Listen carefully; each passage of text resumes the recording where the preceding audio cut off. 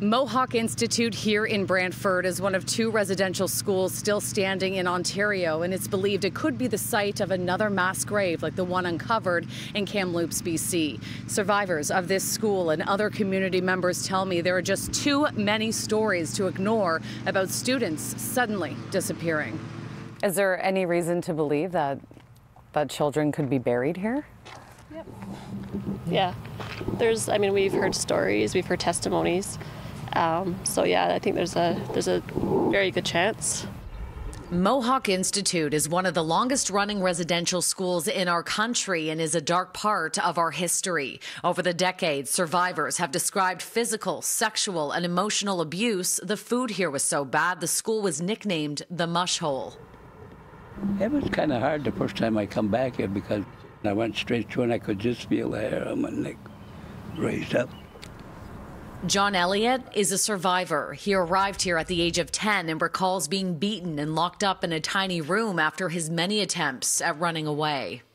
I would be just so mad I wouldn't even cry for him, and that made him worse. Yeah, I could cry, don't worry, but I wouldn't. While John says he never witnessed it during his time here, there has always been chatter about burials on the property and a nearby farmer's field. After the tragic discovery in Kamloops, he hopes to finally get some answers. Maybe it is. Maybe there would be some of the boys or girls when I was here. Janice Montour from the Six Nations of the Grand River has been working with survivors of this school for nearly 2 decades. How many children have gone missing from the school? What's the estimate here? We don't have numbers. This is the problem, right? The school was operating between 1831 and 1970, but records were destroyed when it burned to the ground in the early 1900s. After the rebuild, Janice tells me many of those documents are still under lock and key. Who has that paperwork? Why is it held in such secrecy? Some of it's with the diocese, some of it's with the government, some of it's public record, but it's very huge gaps in the information. Mohawk Institute, which is now known as the Woodland Cultural Center, underwent a Stage 3 archaeological search on the front half of the property a few years ago ahead of construction projects. Nothing was found, but the concern lies on the sprawling land behind the building. So then you have all of this that hasn't been touched. This hasn't been touched, and then sort of behind there, on the other side of the dining hall.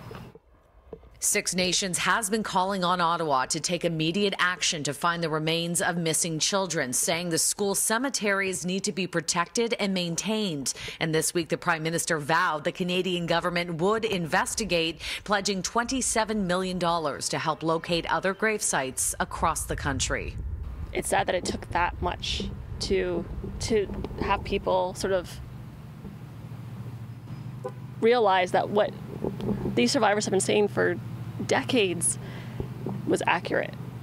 The brick wall here was the exterior to the dining hall, and this is where students would line up to get their meals. If you look closely, you can see hundreds of names etched into the brick. I'm told that students here were only referred to by numbers, so this was their way of leaving their mark and saying, "I was here." In Brantford, Shauna Hunt, City News.